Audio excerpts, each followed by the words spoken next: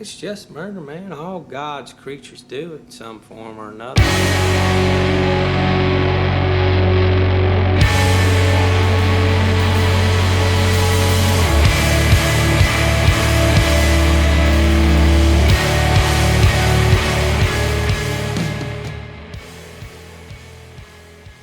Welcome once again, my fellow manipulators of Digital Fate. I'm Richie, this is Capricorn. Today's deck is a doozy. This is one I've been wanting to do ever since the cards have been spoiled, and I've been putting it off, but the wait no longer. We're doing it. Assassin's Tribal is here. This is Natural Born Killers, and the idea is we're making Assassin Tribal work. We're doubling up on Etrata as the primary build around, but there's actually a bunch of different components that are build around components swirling around Etrata, and we find a way to make them all cross-pollinate and synergize with each other in some pretty remarkable, crazy ways, which is kind of impressive when you consider the fact that we don't actually have too many assassins to choose from in the current standard, but we managed to pull together just enough of super high quality to make this deck actually really, really good and really awesome. And I'm actually super excited about continuing to brew this deck and iterate on it in the future because it's just that cool. And when it goes off so big, and it's crazy. You'll have to see when we get to the games, but I really got to break down the deck because it's kind of bananas. Before we do that, make sure you like, make sure you subscribe, leave a comment, do the thing, tell me the card I forgot to add that you think is a perfect inclusion and I'm an idiot. Do all that stuff because every little bit of interaction helps the channel grow and I would appreciate it a ton. Also, catch me live every Monday through Friday over on Twitch. That's twitch.tv/quarantinecapricorn. Because if I'm alive and I'm breathing, I'm there and I'm streaming. Thank you to my patrons. That's Kaylin and 𝑒𝐄𝐕𝐈𝐎𝐑 at the Brew Crew Elite tier, 𝑀𝑎𝑟𝑙𝑎𝑘 at the Brew Crew tier, and our forever CPU savior, 𝑇𝑒𝑟𝑟𝑎𝑛𝑐𝑒 With all of that out of the way, I love you guys. Thank you so much. This deck is bananas. Let's break it down. Alright, so we're finally doing it. We're finally doing Assassin Tribal. This is a deck I've been looking forward to since the set was first spoiled. And, you know, it might seem like it's a meme on the surface, but it's actually pretty real and doing some pretty crazy things. And I'm actually super excited about continuing to iterate on this deck moving forward. But let's talk about where the deck's at right now. First of all, I want to get out of the way the fact that we're running 4 color assassins, and we're able to do that because we have 4 copies of Cavern of Souls and 3 Secluded Courtyard, and we can name assassin when any of those lands come into play, and then make mana of any color for assassins. So because of that, we're in 4 colors for assassins, but it is worth noting that it's important to keep everything that's not an assassin in 1 color, and we're in black essentially for this deck. And the reason for that is because these tribal lands are going to essentially make colorless mana for any non-assassin creature or any non-assassin spell at all, like our removal spells. So we need to make sure every other land in the deck is making the color mana we need for our non-assassin spells. And so because of that, we need to make sure anything that's not an assassin is all in the same color so that we can actually get the deck to be consistent. So with 4 Cavern of Souls and 3 Secluded Courtyards, we're actually able to do this with base black and make it work with 4 color assassins, which is kind of nutty. But with that out of the way, let's start with Etrata. 3 mana for a 1/4 Death Touch legendary vampire assassin. Whenever any assassin you control deals combat damage to an opponent, you get to cloak the top card of that player's library. That means you take the top card, doesn't matter what it is, you put it into play under your control as a 2/2 creature with Ward 2. It also gains the ability, any face down creatures you control, they all gain the ability to pay 4 mana, 1 black, 1 blue, and 2, and turn the creature face up. But if you can't turn it face up, you exile it. Now, I want to be clear, it doesn't have to be a creature on the face down side in order to turn it face up. If it's any permanent at all, it will have the ability to pay the 4 mana, because it is a creature while it's face down. Pay the 4 mana, turn it face up, and as long as it's a permanent, it stays in play as that permanent turned face up. So if your opponent happens to have a Virtue of Persistence, for example, on the top of their deck, and you cloak it, you can now pay 4 mana turn it face up, and you have a Virtue of Persistence on the field, which is pretty cool. Another thing worth noting about this ability is that if you hit an instant or sorcery, which isn't a permanent, you can actually play that spell. Anything that can't turn face up gets exiled and then gets played for free. So for example, if you cloak a Breach the Multiverse from the top of your opponent's deck, you could pay 4 mana and basically play it for free without having to pay the 7, which is also pretty crazy. And it's also worth noting that all cloaked creatures still have the ability to turn face up by paying their mana cost if they're a creature. So even though everything gains the ability to be turned face up for 4 mana in Dimir colors, anything you happen to hit that's actually a creature on the front side, it will still have the ability to turn up for its mana value as well. You can do either one to turn it face up. So if you hit creatures that cost 3 or less, it can cost you less mana to turn them face up. You don't have to use the 4 mana ability of Etrata. Now, with all of that out of the way, let's talk about another key assassin in this deck. This is Massacre Girl, known killer. Most people have seen this card in action. It's pretty amazing. It's rivaling Sheoldred. 4/4 Menace gives all of your creatures Wither, and whenever a creature an opponent controls dies, if its toughness was less than 1, draw a card. So everything in this deck is either a creature that when Massacre Girl's on the field, it's going to deal damage in the form of -1/-1 counters with Wither, or a removal spell that gives -X/-X to something. Because of that, everything in this deck is capable of killing our opponent's creatures, and when it does, putting it at 0 or less toughness while killing it, which means Massacre Girl is going to trigger very consistently as long as you can keep her on the field and draw you a bunch of cards. Now, what do these two cards have in common? Other than the fact that they're assassins, they both have abilities that are triggered abilities, with Massacre Girl drawing you cards and Etrata cloaking cards from the top of your opponent's deck if you hit in with assassins. Both triggered abilities. So we're doubling up on both of those triggered abilities with Roaming Throne. Play this for 4, name Assassin. It's a 4/4 Ward 2. It counts as Assassin, which means if the Roaming Throne itself deals damage to the opponent, it will actually trigger an Etrata, which is a bonus because it's hard to find really good assassins. There aren't a ton to choose from, but we managed to scrape together just enough really, really good ones to make this deck awesome. And Roaming Throne, it fits in so perfectly. So it's another assassin that can hit in. It's also doubling all of our triggered abilities. So now every assassin that hits in off of Etrata's ability, including herself and including the throne, is going to cloak 2 cards from the top of our opponent's deck. And every time a creature dies, we're going to draw 2 cards off of Massacre Girl, and all of that is kind of nutty, but that's all 3 and 4 mana plays. So what are we doing at the bottom of the curve? Let's talk about our 2 mana assassins, which are key, because we play an assassin on 2, and then we can jam Etrata on 3, and immediately attack with whatever assassin we played on 2. So our 2-drop's going to be really important. We've got 4 Aven Heartstabber. This was a card from New Capenna that didn't see a lot of play, happens to be a bird assassin. 1/1 flying for 2. If there are 5 or more mana values among cards in your graveyard, it becomes a 3/3 Death Touch flying, which will trigger sometimes, that will be relevant sometimes, but the main reason we're using this is because it's an evasive assassin. We can get down on 2, slam Etrata on 3, swing in the air, most times they can't block, get a trigger.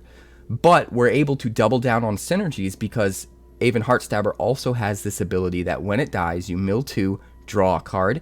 So if we have Roaming Throne in play and the Heartstabber dies, we'll mill 2, draw, mill 2, draw. We'll get that ability twice, which is really nice. We've also got 4 Kraul Whipcracker, a nice 3/2 assassin for 2 mana, so a very aggressive play on turn 2, has reach, which is some nice gravy.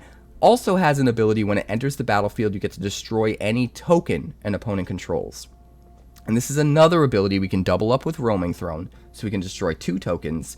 And this ability is actually a lot better than it seems at first, because it seems like most of the time they're not going to have something to destroy, or even if they do, it's probably just a 1/1 creature. But that's actually worst case scenario. There are so many things this can hit that you don't think about ahead of time. you can hit your opponent's treasure and force them to remove some of their ramp, which is really nice. You can hit your opponent's wicked roll, or you can hit the opponent's monstrous roll if they're in mono red, which happens a lot. Get rid of that.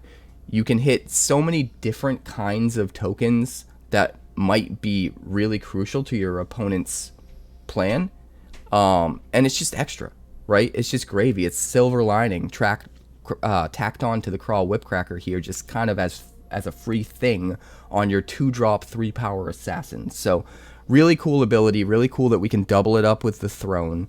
And then the last one we're talking about is Pyrotechnic Performer, which is the card we're going into red for. 2 mana for a 3/2 assassin, so another really aggressive 2-drop play that is an assassin. You can disguise it for 3 mana as a 2/2 ward 2, and it can flip up for just 1 red. And it has the ability that whenever another creature or itself is turned face up, that creature deals damage equal to its power to each opponent. Now, the reason this is relevant is because Etrata's putting a whole bunch of stuff face down from our opponent's deck. So if we happen to hit some creatures that we can turn face up, we can actually trigger the Pyrotechnic Performer's ability and do a bunch of damage just to the head.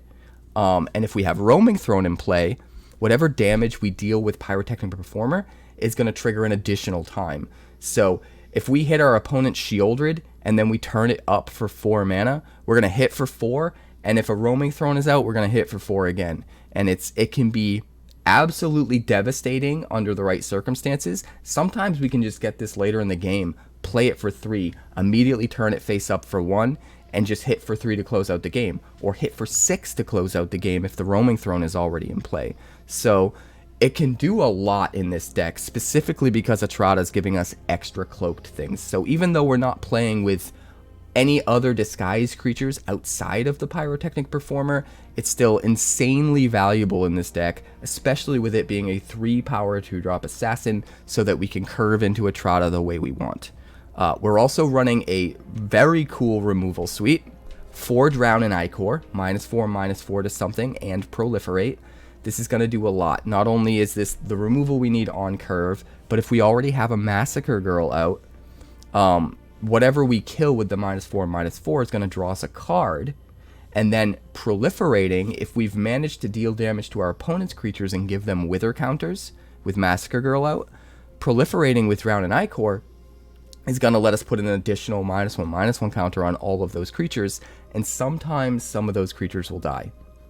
So, ton of value in Drown in Ichor here. There are a couple other cards we'll get to in a moment that care about the Proliferating as well, so super, super good. We're also running 4 Virtue of Persistence. Another piece of removal, 2 mana, -3/-3, draws cards off of Massacre Girl, also gains us 2 life, so super good against aggro, but then it's also a really big late game play if we've gummed up the board with cloak creatures and we kind of stall out a little bit and we just need to find a way to finish the game. Sometimes we can just slam a Virtue of Persistence for 7 that's been sitting there exiled since turn 2, and we can use that to accumulate value over the next couple turns and then close out the game. So having that late game value tacked on to like the perfect removal spell for a deck like this is absolutely perfect. So we're running 4 of those. Moving on to our 3-drop slot, we've got Bloodline Culling. We've got 3 of them to complement our 4 Etratas. Gives us a nice 7 cards at the 3 mana spot. -5/-5 to any creature until end of turn. Add instant speed, so this can kill Sheoldred. It can draw us a card off of Massacre Girl, but it has an additional mode here where creature tokens get -2/-2 until end of turn. If you can kill a bunch of creature tokens all at once with that ability, while Massacre Girl's out and you just draw a bunch of cards, it can be absolutely busted. And the fact that we get that mode as kind of like free gravy on an already really good instant speed removal spell for this deck is super nice, because it's not going to come up all the time. But every once in a while when it does come up, it's going to be super powerful and do so much for the deck. Moving on, we've got a couple late game plays here. We're running 2 Vraska Betrayal Sting. This is another thing that we can proliferate counters onto, loyalty counters onto with Drown in Ichor, which gives us some extra value for that card. But also, it's a planeswalker that will proliferate as well by using its 0 loyalty abilities. So again, if we've got wither counters all over the place, we can use Vraska to slowly just reduce the power and toughness of all the creatures on the board until they die, and then we draw cards off Massacre Girl. So Vraska can put in a lot of value that way too, as well as providing us some on-the-spot creature removal in the form of the -2 loyalty ability, turn something into a treasure, get rid of an important threat. Can be very, very powerful. Also, the fact that we are running some supplemental proliferate cards means sometimes that ultimate can get us wins because we can -9, put 9 poison counters on somebody, and then drown an Ichor to push it up to 10 and win. And then the last card is 1 Vein Ripper. It is expensive, but it's a hell of a card, and it synergizes with a lot of what we're doing, so I had to throw one in at the top end. 6 mana, 6/5 flyer, with ward, sacrifice a creature, and whenever a creature dies, target opponent loses 2 life, and you gain 2 life. So there's 2 huge things I want to point out about this card. First of all, if you have a roaming thrown out, every time a creature dies, target opponent is going to lose 2 life and you gain 2 life twice. So they'll lose 4. You'll drain for 4 essentially off every creature dying. And this triggers off of their creatures and yours. So if you get into combat with a creature and you trade, both creatures die, they're losing 8 life. But it gets even crazier because it has ward sacrifice a creature. So not only is the ability to drain doubled because of roaming throne, but the ward is doubled. Ward technically counts as a triggered ability. So when your opponent tries to target Vein Ripper, the ward will trigger. If we have a roaming thrown down, the ward will trigger a second time. They'll have to sacrifice 2 creatures. And then each of those sacrificed creatures will get double the drain triggers. So each of them will drain for 4. You'll drain for a total of 8. So if they try to kill this thing, they lose 8 in the process, which sometimes they just can't do that or they lose. It's absolutely absurd. But if they don't deal with it, it is a huge flying win condition that just turns all of your creatures into insane game enders. It's just too good not to try, so we're running one for sure. The rest of the deck, the lands, is filled out very, very carefully. Like I said at the beginning of this deck tech, make sure we have enough black mana for things like Vraska, Bloodline Culling, Drown an Ichor, and Virtue of Persistence. So everything makes black. 3 Ziatora's Proving Ground, so that we have the green and the red for the Kraul Whipcracker and the Pyrotechnic Performer. 4 Xander's Lounge, so that we have blue and red for Pyrotechnic Performer and Aven Heartstabber and Etrata. Blue's a little bit more prominent here than red or green, so we have a little bit more of that.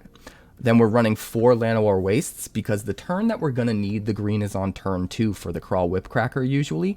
So being able to make sure it's an untapped land on 2 that can give us the green, I think is important for making sure we are curving out with the green mana properly. And then we've also got 4 Darkslick Shores, similar reason, but I wanted to balance out the pain lands with fast lands instead. But this will give us our blue on turn 2 for Aven Heartstabber. And then we've got 1 Takenuma, because getting back value in this deck can sometimes be good, and it's a black land. And then just 1 Swamp, so if they hit us with, any kind of land removal, non-basic land removal, or whatever the case may be, we have a basic in the deck to fetch up. I would have loved to have included 4 Secluded Courtyards along with 4 Cavern of Souls, but doing the math, I felt like we were just 1 land short of covering our bases with what we need for our non-assassins, so this is what I went with, and the deck's been really awesome. Honestly, I expected it to be a little bit memey, but it's, too fun not to do because it's Assassin Tribal, right? We had to go for it, but in practice, it's been actually like getting wins and performing super well, and sometimes it has turns that just go completely off the rails and it can do some really crazy things. I'm super excited about it. I'm super excited to iterate on it some more in the future, but for now, this is the deck and we're going to show you exactly what it can do. So let's check out the games. This looks beautiful. Keep it.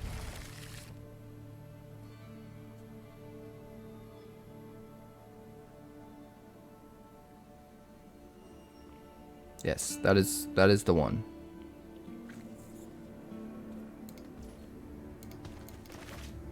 That is the one, Finn. Red source would be pretty awesome for the performer.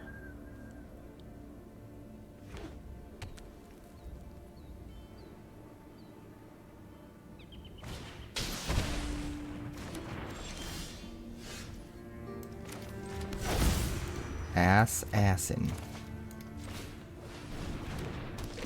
Going in, baby. We're going in.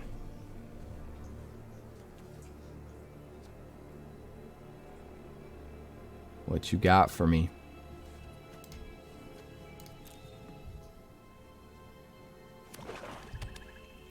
Main deck duress over here.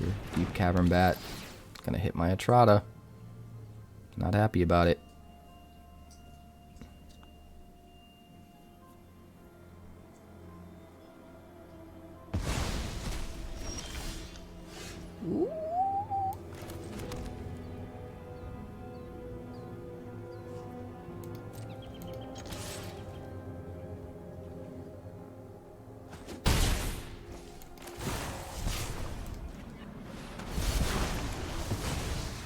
Give me back my Etrata. So, if he can block the performer, we'd play Massacre Girl. If he can't... You son of a bitch. You, sir, are a son of a bitch.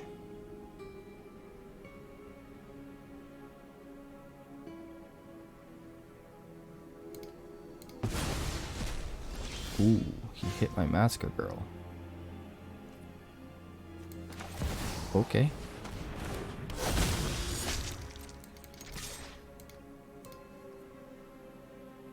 Give me your stuff. I want your stuff. Thank you. Ooh, a Virtue of Persistence.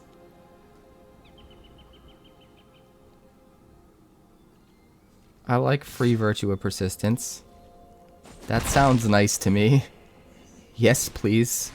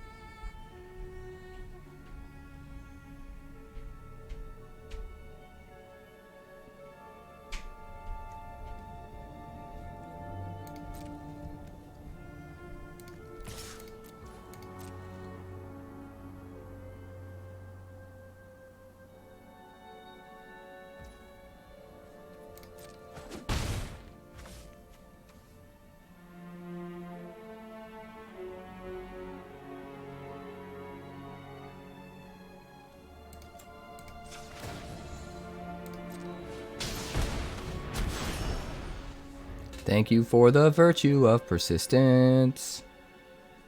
It turned face up. It didn't get cast. That's kind of awesome.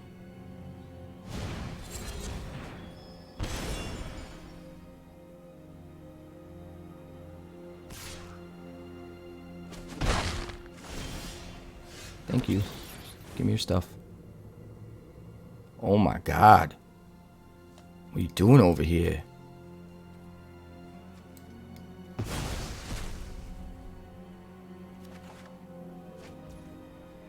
Good grief.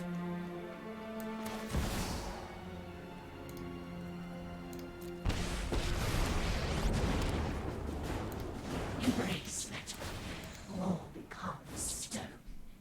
Another for my collection. I would like to cloak your cards, sir. Come on, let me cloak your cards, sir. Oh, man. Just filling up the board. So we got a tail swipe. We got a 4-mana fight spell over here. And a 4-mana land if we want it. Dude, wild. This is a slower one, but we'll keep it. Don't want to give away what we're doing yet. Just So we're going to start with a swamp. Then we're going to play a wastes. And now they're thinking, oh, roots, maybe? And we go, nope. Assassin. Counterspell.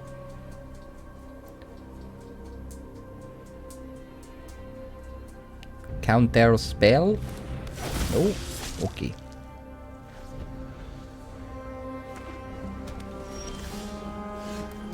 Oh boy. Oh boy. Here we go, boys. Roaming throne for assassin. Come on. Oh, he thirsted! He thirsted!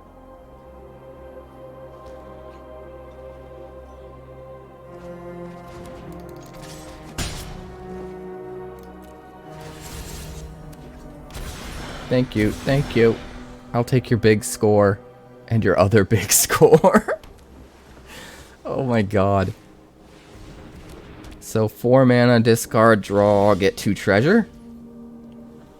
Except this is just better. We're just gonna take their whole board. We just cloaked 6 cards. This looks good. Let's keep it. Heck yeah. Let's do the thing. This looks perfect. 2, 3, 4. And then a Bloodline Culling to draw something off of Massacre Girl. That sounds like a great curve. Unless we're desperate. Might be desperate, need Culling earlier. We'll see. Performer on the field. At the very least, slamming Etrata might make him have to block when he otherwise won't want to. We'll see. Weaver.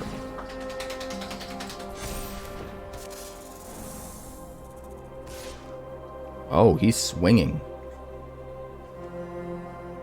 Okay.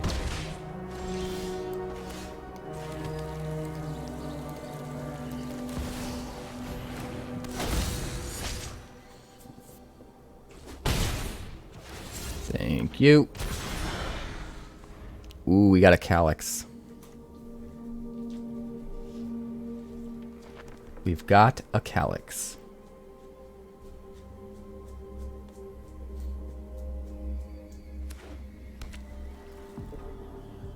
Just gonna try and exile something. Ossification on the forest. Nope. Oh. Why didn't he copy his ossification? Is he crazy? Is he a crazy man? He might be a crazy man.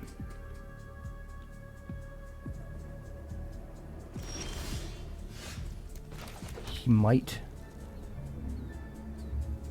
be a crazy man.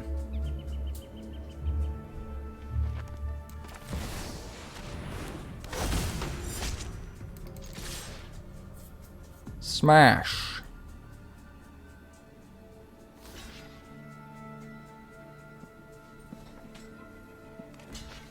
Go for it, bro.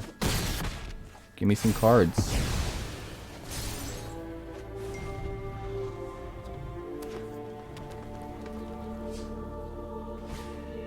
Spirited Companion, sure.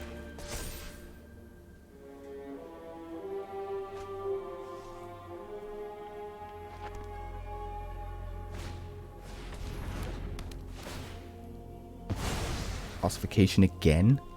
How lucky you gotta be. My god. He's kind of wasting them though. He hasn't been using his Weaver.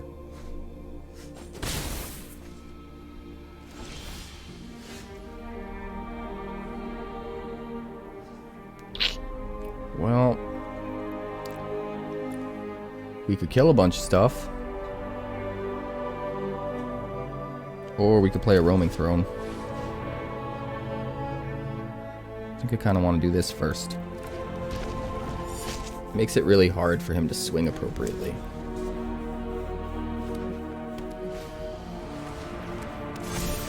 Weaver, sure.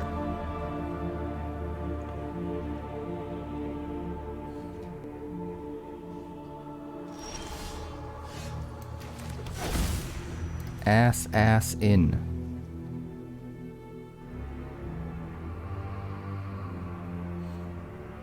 I wanna ass in. Ass in.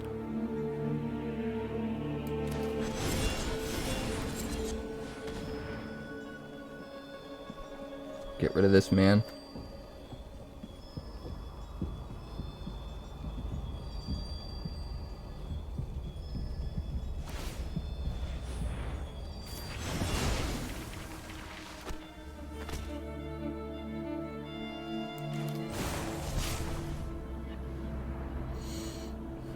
We could go -1/-1 on this if we killed that.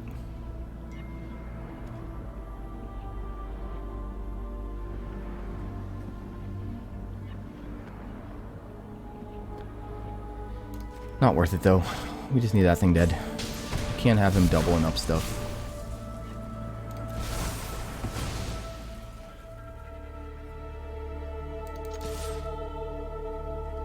Double block if you want to.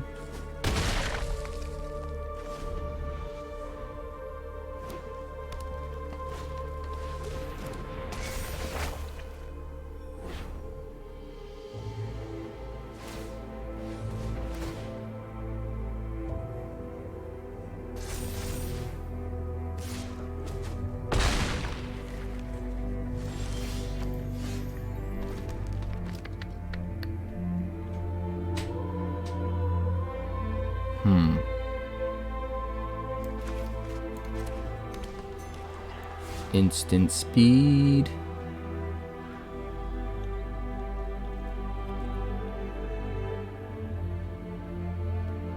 We'll pass the turn just in case.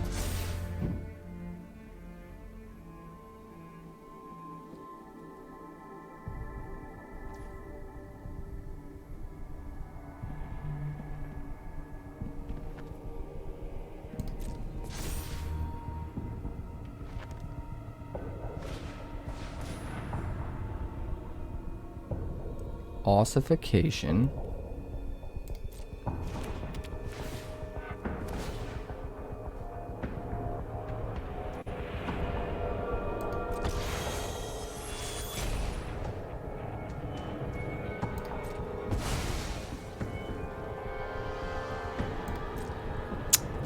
Fortunately, the way things went down.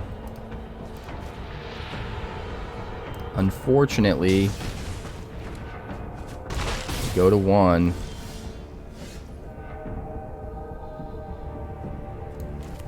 I guess we go like this. And then we go like this. And we're alive. We have 6 mana. We could start playing Virtue of Persistence, theoretically.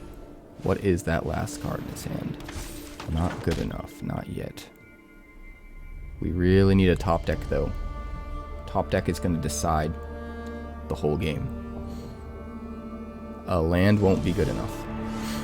Figures.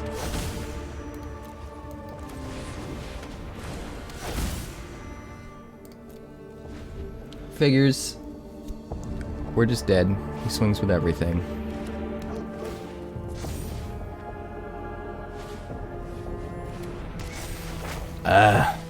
Unfortunate. This one's weird, but we'll keep it.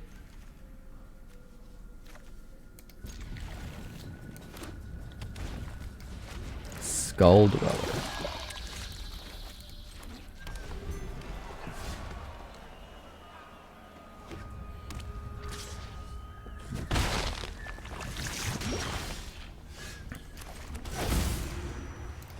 Ass in. Get out of here.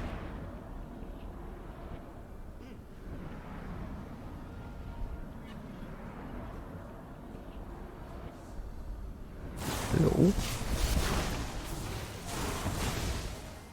Just wanted to proliferate, I guess. Sure.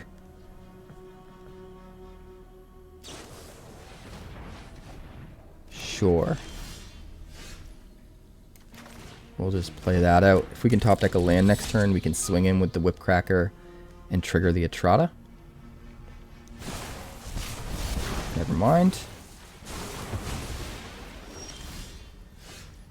jerky flurky over here.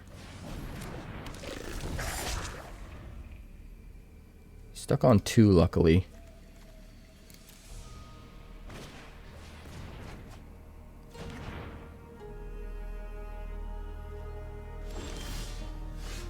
Well, Darkslick Shores. Play Etrata.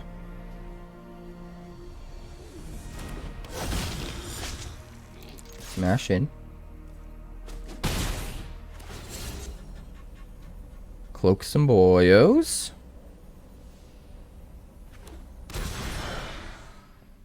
A Mirex. Interesting. Augury. Yeah, that's too slow. We got you. We got you, buddy.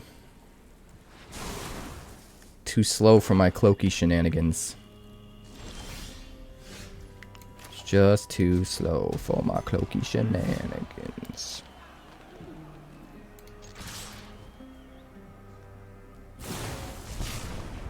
Whisper of the Dross. Sure. So we only get 1 trigger.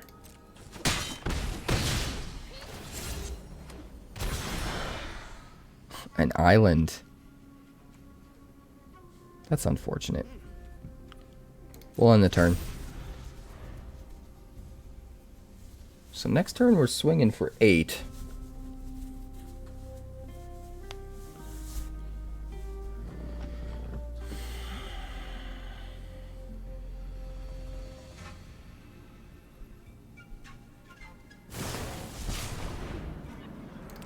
Augury.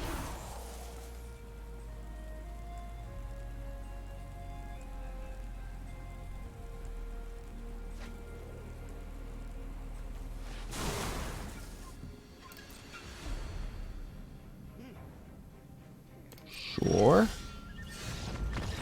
Alright, opponent's just gonna scoop. It's just one of those days. We're gonna keep this.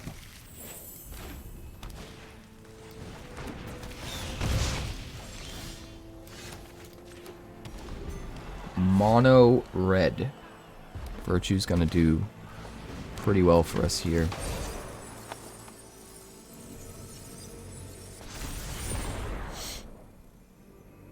I think getting out a creature is more important right now, though. We can divert some of his burn, hopefully.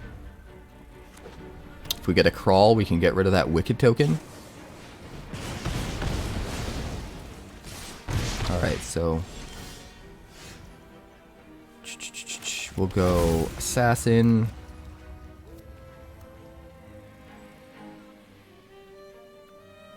Honestly, kind of think this is good. Can't really kill it without casting 2 spells, right? If he swings with the Scoundrel, it means he has Lightning Strike in hand. But it might be good to make him waste the Lightning Strike.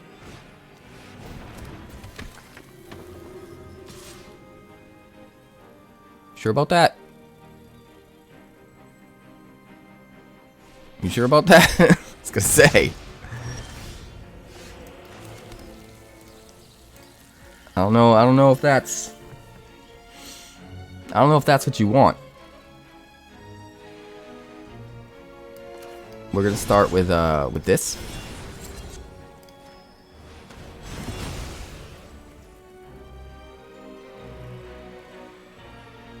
Do we swing with Etrata?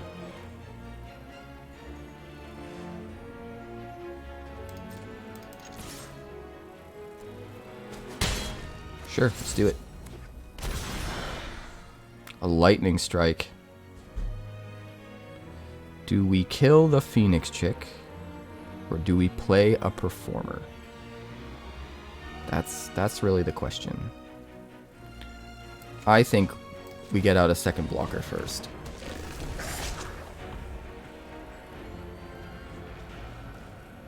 We can get a ton of value off the Roaming Throne, theoretically.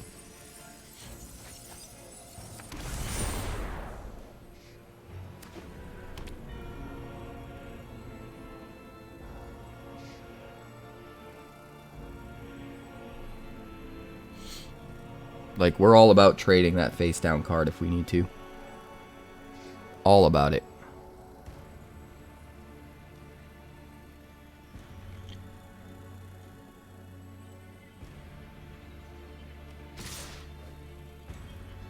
It's already got a roll token on it.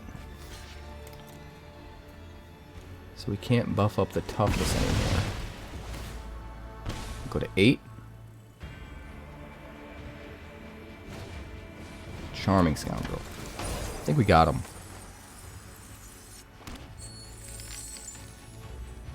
I think we pretty damn well got him. Roaming Throne. Assassin. Swing with the boys. Do what you gotta do, man. We're still gonna trigger Etrata if it dies in combat.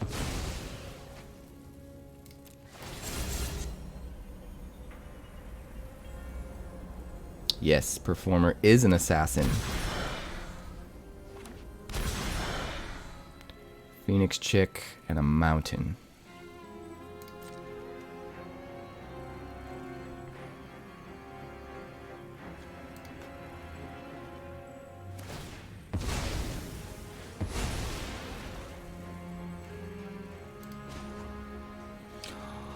I can uncloak it for 1 mana?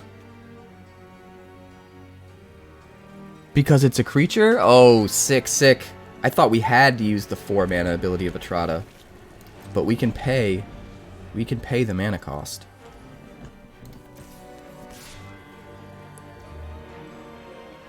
That's kind of awesome. I mean, it can't block, so we're not going to do it. But still pretty awesome. Unless he has 2 lightning strikes in hand, I think that's it. Oh my god, another roaming throne?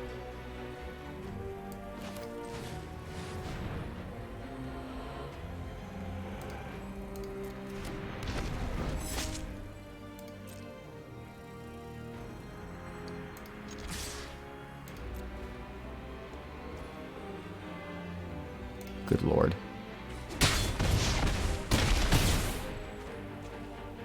Oh my god. Give me your whole deck, please.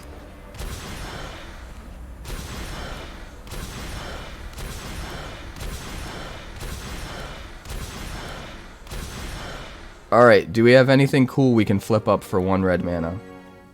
A Swift Spear. Another Swift Spear.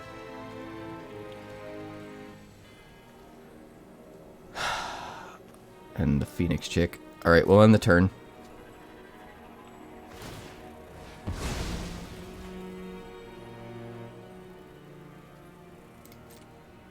Weird that he's using Promising Veins.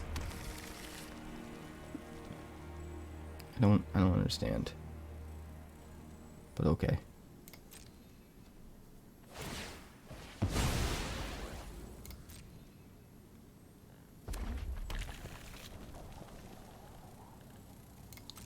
So we can flip up one of those creatures at any time for 1 mana, and because of the Performer, we'll do 3 damage. 1, and then the Roaming Throne and the Roaming Throne makes it hit again. So we can get him to 1. We just can't kill him.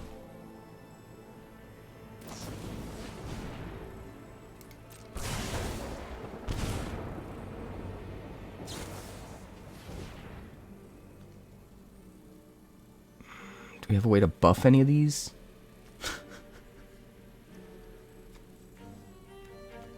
Don't, do we?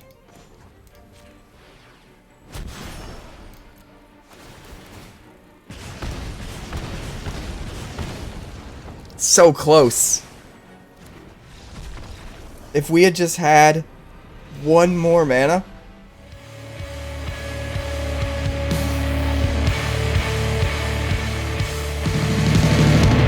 Thanks so much for checking out my channel. I'd like to give a huge shout out to all of my patrons over at Patreon. Without you guys, this channel would not be possible, so honestly, thank you from the bottom of my heart for all of your contributions. If you haven't yet, like and subscribe. The more likes we get and the quicker we get them, the bigger this channel will grow and the faster it will grow. I'd love nothing more than this channel to become something very special for you guys, but it's entirely up to you how fast that happens. Also, if you'd like more deck text, that's somewhere over there. And if you'd like to see what else the channel's been up to lately, that's somewhere up that way. Also, subscribe, circle below, do all the things.